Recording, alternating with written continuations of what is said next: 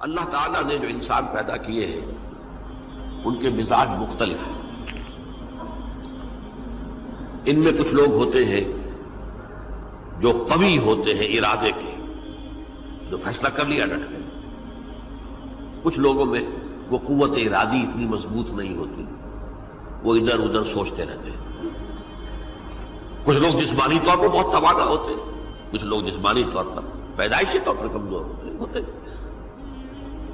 تو اگر کوئی قوت ارادی کمزور رکھنے والا شخص ہے، وہ بھی تو اللہ کی تخلیق ہے، اللہ کا بندہ ہے، خطاؤں کا ظہور ہو جاتا ہے، توبہ کرتا ہے، پھر کچھ عرصے کے بعد پھر خطا کا ظہور ہو جاتا ہے، پھر توبہ کرتا ہے۔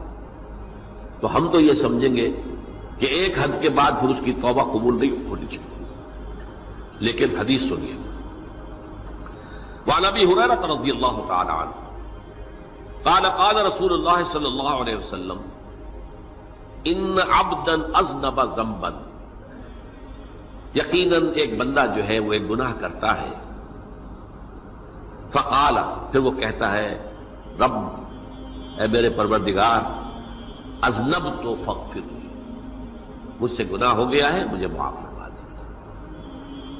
فقال ربہ، تو پروردگار یہ کہتا ہے اعلم عبدی ان لہ ربا یغفر الذنب ویأخذ بہ، میرا یہ بندہ یہ جانتا ہے کہ اس کا ایک رب ہے جو گناہ معاف بھی کر سکتا ہے اور سزا دے بھی سکتا ہے۔ کیا معنی ہوئے؟ گناہ اس نے کیا ہے لیکن جانتا ہے اللہ کو کہ وہ معاف بھی فرما سکتا ہے، تبھی تو وہ اللہ سے معافی کی درخواست کر رہا ہے۔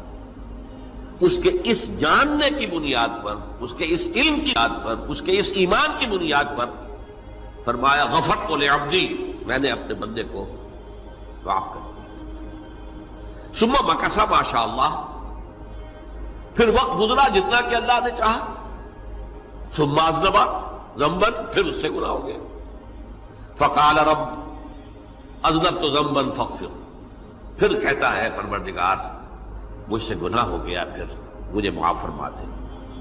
فقال ربہ، اللہ فرماتا ہے عالم عبدی ان لہ ربا یغفر الذنب ویأخذ بہ، میرا بندہ ہے نا جو جانتا ہے کہ اس کا ایک رب ہے، ایمان باللہ اس کے اندر ہے، تبھی تو پکار رہا ہے، اور یہ بھی جانتا ہے کہ وہ گناہ معاف بھی کر سکتا ہے اور چاہے تو پکڑ بھی سکتا ہے، سزا بھی دے سکتا ہے۔ تو فرمایا، اللہ تعالیٰ فرماتے ہیں میں نے فرمایا کہ میں نے معاف کر دیا۔ ثم مکث ما شاء اللہ، پھر ایک عرصہ گزرا اس کے بعد۔ ثم اذنب ذنبا، پھر اس نے گناہ کیا۔ قال رب اذنبت ذنبا آخر، اس نے کہا پروردگار میں نے تو پھر ایک اور گناہ کر دیا، فاغفر لی، مجھے بخش دے۔ فقال اعلم عبدی ان لہ ربا یغفر الذنب ویأخذ بہ، میرا بندہ جانتا ہے نا کہ اس کا ایک رب ہے جسے وہ پکار رہا ہے، کہ وہ جانتا ہے کہ اسے اختیار حاصل ہے کہ چاہے تو بخش دے اور چاہے تو پکڑ لے۔ اس کے اس علم، اس ایمان کی بنیاد پر میں نے اسے معاف کر دیا۔ ایک اور حدیث، میں نے چونکہ اس گفتگو کے لیے ان احادیث کا تفحص کیا ہے، یہ تو بہت ہیں حدیثیں، میں نے ان میں سے کچھ چنی ہیں۔ ہمارے بعض واعظ ناصح وہ بھی کسی شخص کو روکتے رہے، برائیوں سے روکتے رہے، نہیں رکتا، تو کہیں غصے میں آ کے اللہ تجھے کبھی معاف نہیں کرے گا۔ یہ کتنا بڑا جرم ہے، اس کا اندازہ کیجئے اس حدیث سے۔ تم میرے بندے کو میری رحمت سے مایوس کر رہے ہیں، کتنا بڑا جرم ہے، اس کا اندازہ کیجئے۔ یہ مسلم شریف کی روایت ہے، عن جندب، حضرت جندب رضی اللہ تعالی عنہ سے، ان رسول اللہ صلی اللہ علیہ وسلم حدث، کہ اللہ کے رسول صلی اللہ علیہ وسلم نے ایک واقعہ بیان کیا، ان رجلا قال، کہ ایک شخص نے یہ کہا، واللہ لا یغفر اللہ لفلان، کہ خدا کی قسم اللہ تعالیٰ فلاں شخص کو کبھی معاف نہیں کرے گا۔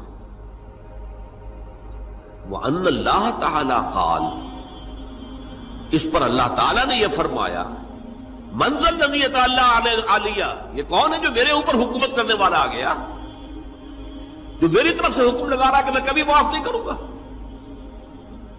منزل نزی، کون ہے وہ شخص؟ الذی اللہ علیہ انی لا اغفر لفلان، کہ میں فلاں شخص کو کبھی معاف نہیں کروں گا، قد غفرت لفلان، اس کو تو میں نے معاف کر دیا، واحبطت عملہ، اس شخص کے تمام اعمال میں نے ضائع کر دیے کہ تم نے میرے بندے کو مایوس کیا۔